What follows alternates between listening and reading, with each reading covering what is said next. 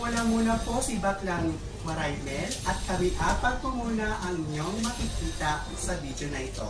Tama! For today's video po ay tuturuan namin kayo kung paano mag-apply sa Google Adsense. At syempre, bago natin umpisan yan,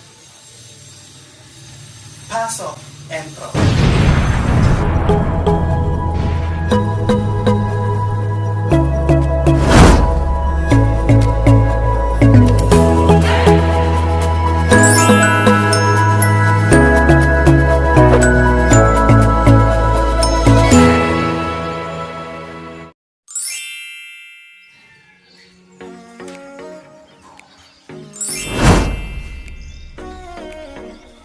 Ito ba ang nagiging problema mo kaya hindi ka na-aproban sa Google Adsense?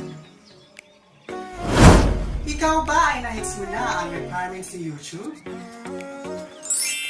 Ang 1,000 subscribers at 4,000 watch hours?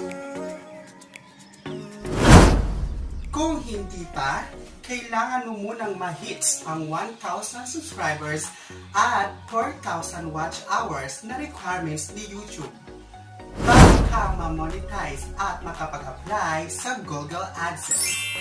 At kung ikaw ay nahihirapan ma-hits ang requirements ni YouTube na ang 1,000 subscribers at 4,000 watch hours, panoorin mo ang tutorial ni Baklang Maraymel na kung paano mabilisang makakuha ng watch hours at makipag-sub-to-sub ka sa mga small YouTuber.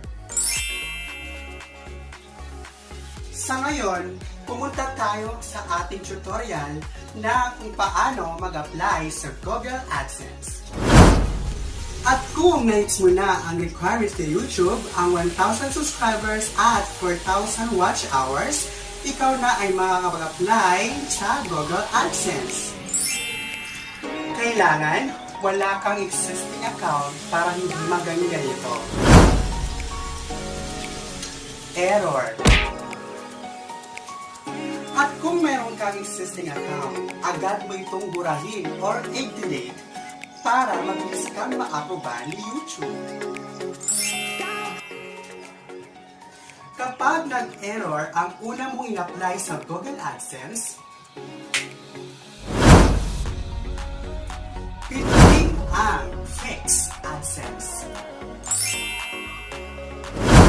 Paalala, 3 beses lamang po mag-a-apply sa Google Adsense. Kapag puro na lang itong error sa 3 beses, ikaw po ay mag-i-in progress po ng matagal. Depende po sa tagal at kung kailan ka ulit mag-re-apply sa Google Adsense. At kung maayos naman at wala kang existing account sa Google Adsense, ikaw ay ma-aproban agad ni YouTube at hintayin ang ino na congratulations! At kung makatanggap ka na ng congratulations, monetize ka na!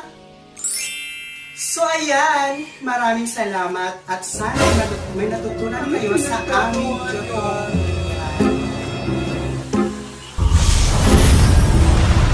Nakakagala pa ngayon, no?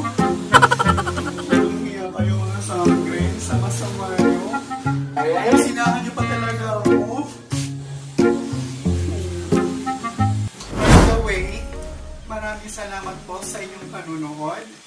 At kung nagustuhan nyo man ang kanilang tutorial sa inyo, please subscribe naman po and hit the notification bell po para may updated kayo sa mga bagong video ko. Ayan, maraming salamat sa panunood at hanggang sa muli nating pagkikita. Ako ang inyong Baklang Waray na nagsasabi, ingat!